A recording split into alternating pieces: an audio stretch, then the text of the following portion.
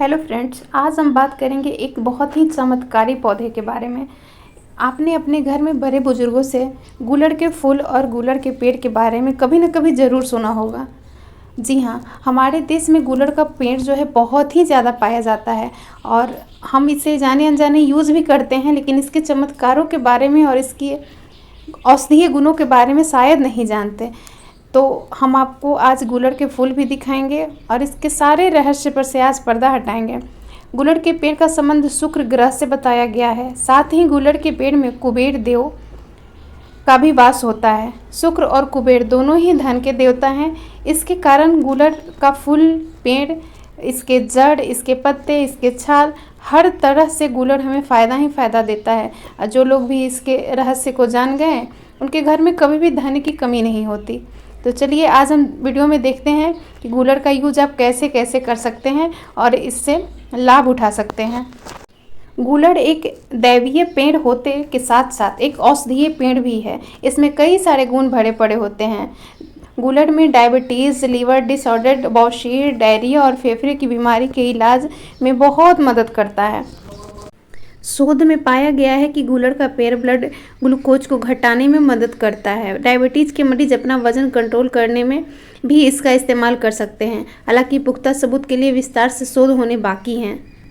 गुलड़ की पत्तियों में लीवर को तंदुरुस्त रखने के गुण पाए जाते हैं।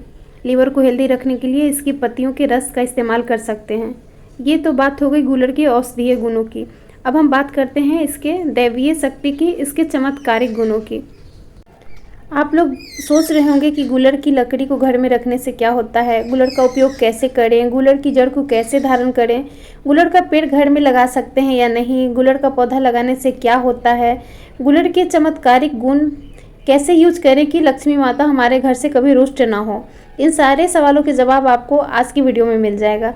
गुलड़ का फूल जो चमत्कारों से भरा हुआ है, कहा जाता है कि जिस चीज़ में गुलड़ का फूल डाल दिया जाए वो कभी ख़त्म नहीं होता। तो चलिए हम वीडियो में इन सारे सवालों का जवाब ढूंढते हैं। ज्योतिष के मुताबिक कुंडली में शुक्र ग्रह कमजोर होना निर्धनता का संकेत माना जाता है।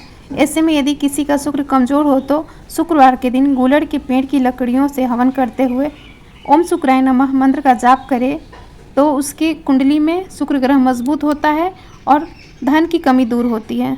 इसके साथ ही गुलड़ की जल को गंगाजल से शुद्ध करके गुलड़ की जड़ को किसी भी सफ़ेद रंग के कपड़े में बांधकर गले या फिर हाथ में धारण करें। इससे भी आपका शुक्र ग्रह मजबूत होगा और धन की और सांसारिक ऐशोआराम की प्राप्ति होगी। इसकी जड़ को हाथ में बांधने से वैवाहिक जीवन में भी मधुरता आती है। इसके अलावा गुप्त रोगों में भी यह फायदेमंद होता है। ग्रंथों के अनुसार गुलड़ में रोजाना जल चढ़ाने और दीपक लगाने से शुक्र और कुबेर की कृपा मिलती है।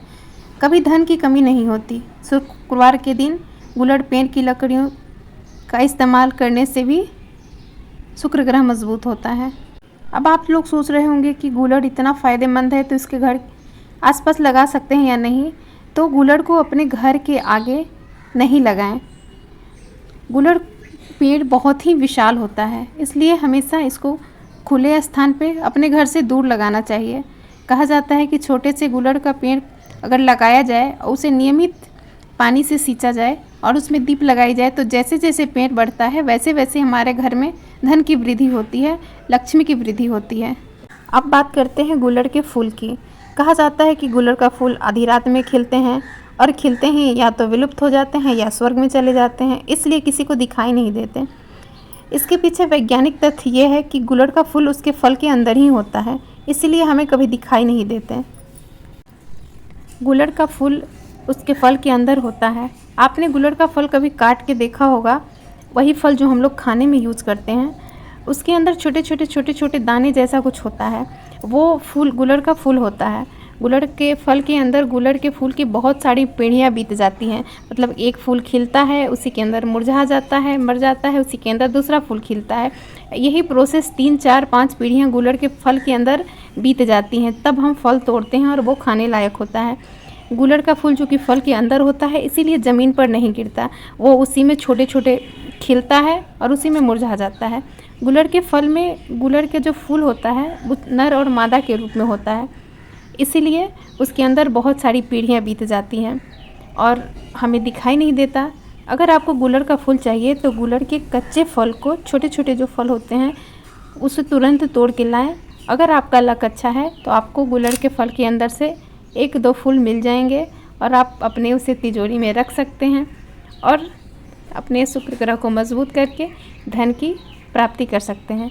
आशा है गूलर के फूल के बारे में आपकी सारे जितनी भी शंकाएं होंगी दूर हो गई होंगी, और जितने भी आपको फूल दिखाए जाते हैं सोशल मीडिया पे, गूलर का वो कोई फूल नहीं होता, क्योंकि गूलर का फूल दिखाई ही नहीं देता, वो तो अपने फल के अंदर होता है। और गूलर का फूल खिल के स्वर्ग में चला जाता है, ये बस एक दंत कथा है। जो चीज़ हमें आसानी से नहीं मिलती उसे ही कहते हैं गूलर का फूल। आशा है आपकी सारी दुविधा का निवारण हो चुका होगा और चमत्कारिक और औषधीय गुणों से भरा गूलर का आप लाभ ज़रूर उठा पाएंगे और अपने शुक्र ग्रह को मजबूत करके धन लाभ भी ज़रूर ले पाएंगे। मिलते हैं किसी ऐसे ही नई जानकारी के साथ। तब तक चैनल को सब्सक्राइब करके वीडियो को लाइक करें।